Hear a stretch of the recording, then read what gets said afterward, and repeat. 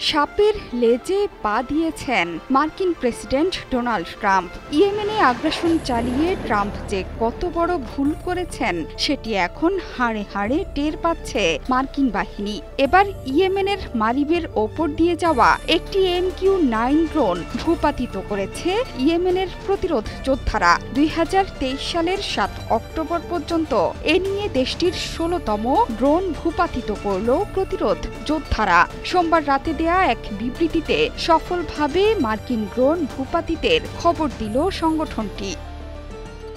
বিবৃতিতে তারা জানিয়েছে, ইয়েমেনের বিরুদ্ধে আমেরিকান আগ্রাসনের প্রতিশোধ হিসেবে মারিবের আকাশসীমায় প্রতিকূল অভিযানের সময় একটি আমেরিকান MQ-9 রিপার ড্রোনকে সফলভাবে ভূপাতিত করা হয়েছে। গাজা আগ্রাসনের প্রতিবাদে স্থানীয়ভাবে তৈরি ক্ষেপণাস্ত্র দিয়ে সফলভাবে ড্রোনটি ভূপাতিত করেছে ইয়েমেনের বিমান প্রতিরক্ষা বাহিনী।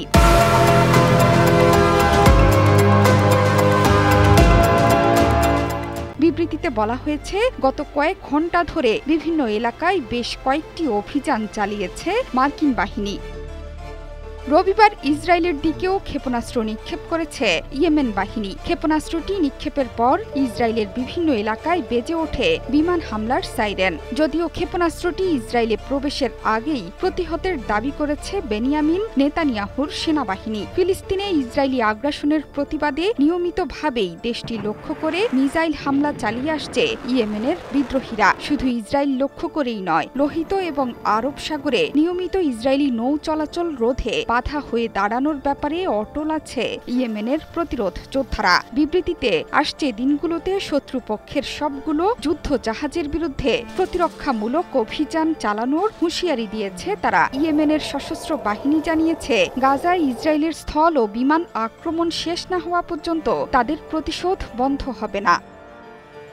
ইয়েমেনের সশস্ত্র বাহিনী শুধু মার্কিন ড্রোনই সফলভাবে ভূপাতিত করেনি, এর পাশাপাশি মাত্র কিছুদিন আগেই মার্কিন বিমানবাহী হানাদার রণতরী হ্যারি এস ট্রুম্যানে দফায় দফায় হামলা চালিয়েছে। এই রণতরী থেকে ইয়েমেনে আগ্রাসন চালাচ্ছিল আমেরিকা।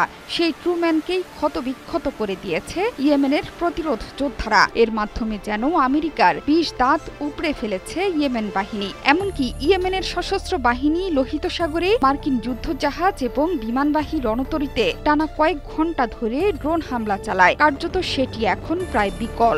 একই সাথে এই রণতরীর সাথে থাকা যুদ্ধজাহাজগুলোকে ব্যালিস্টিক এবং ক্রুজ ক্ষেপণাস্ত্রের পাশাপাশি ড্রোন দিয়েও হামলা চালিয়েছে যোদ্ধারা।